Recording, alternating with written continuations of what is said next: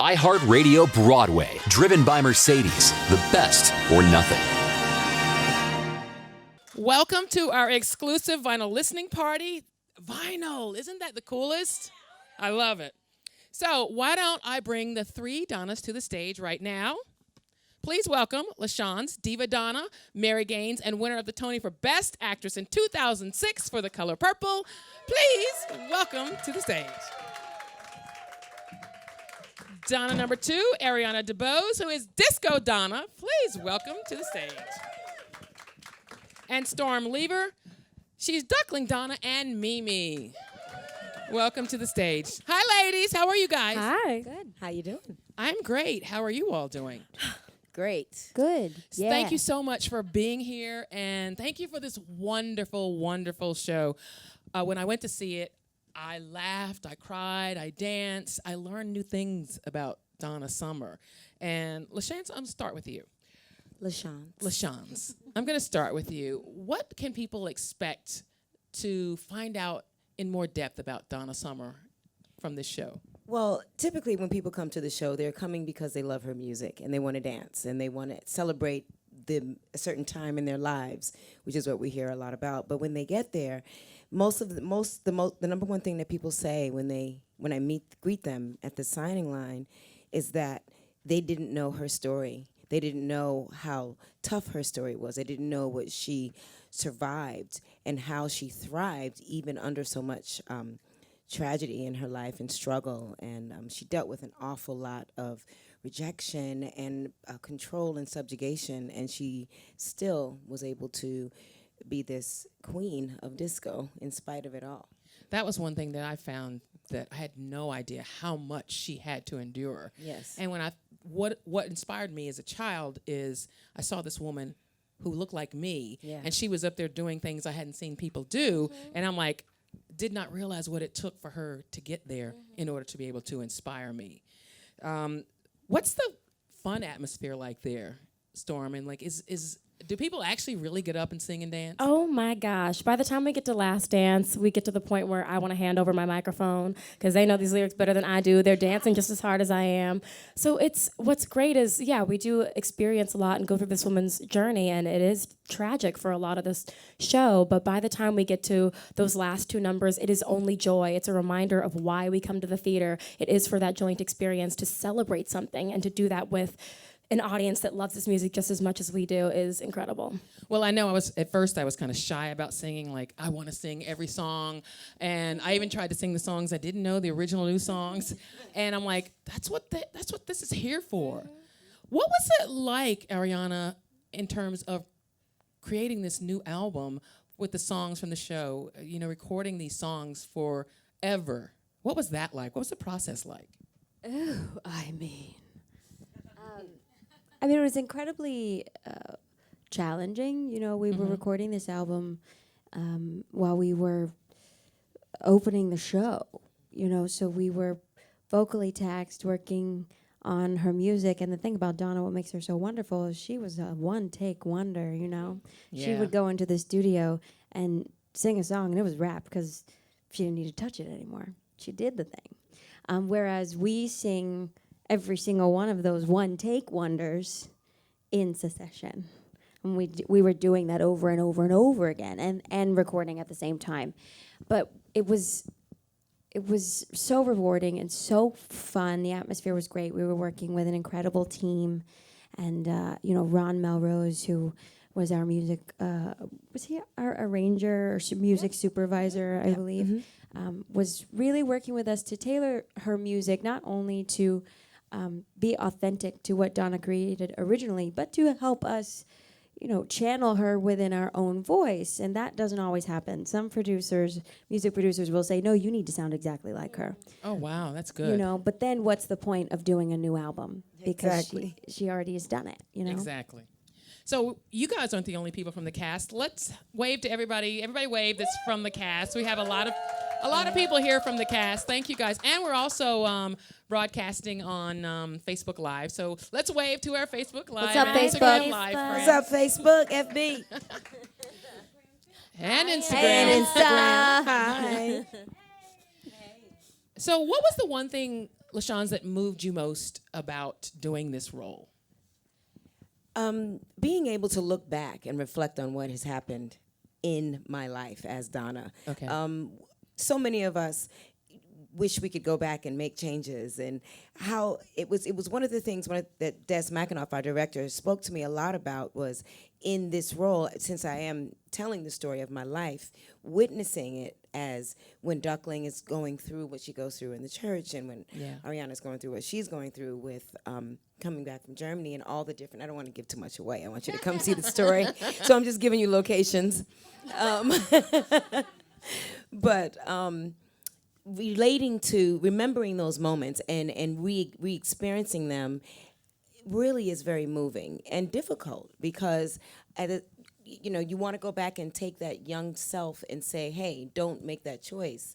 And as Donna, looking back, just telling the story and trying to bring the audience in on this same journey, I'm also telling the story, but I'm also reliving it, and that's probably the most challenging. And Storm, how has it touched your life? Oh, goodness. What's incredible about the role of Duckling, it's a girl that aspires to be a singer. She knows above everything else that's what she wants to do. And I'm for those moments, it's not difficult to act. I get to live out this dream through this one incredible woman, Donna Summer. And yeah, that's been incredibly rewarding, while also telling the story where in this day and age during the Me Too movement, it is very important to share the story that is going on. And it's become more and more important with every passing day that this story needs to be told, and I feel so privileged to have a voice and share the story, and to have the audience attention for those moments and share the story, and yeah, it's been very rewarding. And Ariana, you do a lot of dancing as well, and we kind of talked about, we're both from North Carolina, talked about your dance background. Tell us about bringing that to the stage as well.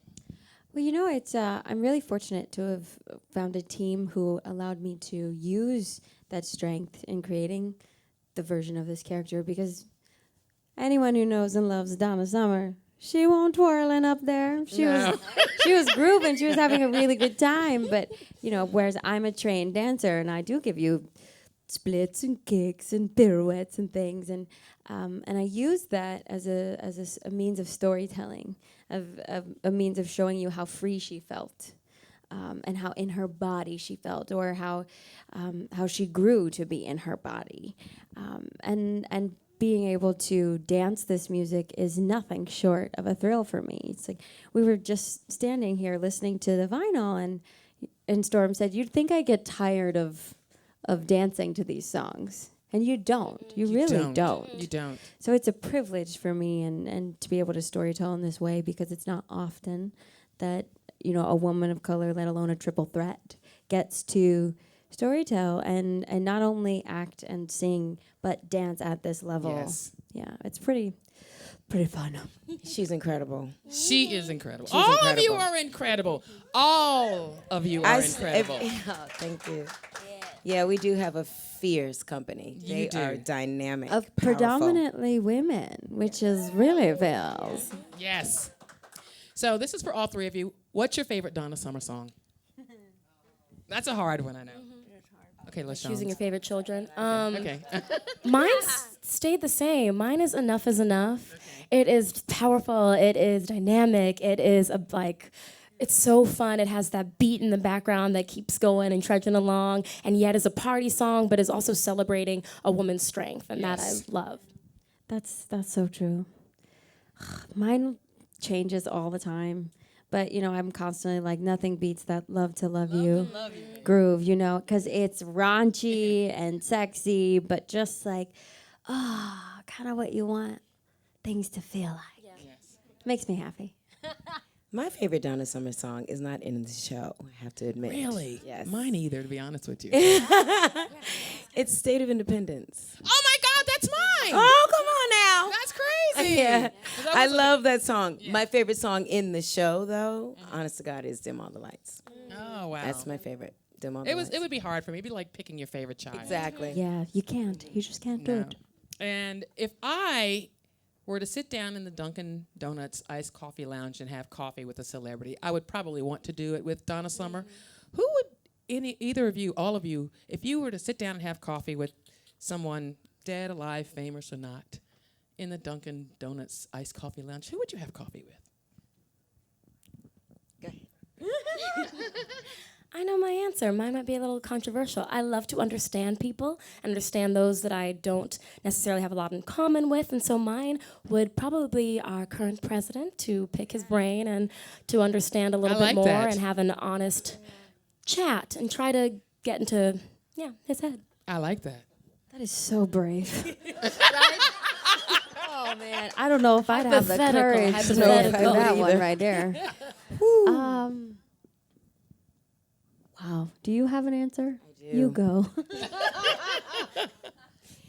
Nelson Mandela. Yeah. That's a good one. I'd want to talk to Nelson Mandela. I want to know. There are two, actually, Nelson Mandela and Gandhi. Yes. They're the two that I would like to talk to, because I just would like to know. Actually, and Eleanor Roosevelt, there are three. I know. There's a few.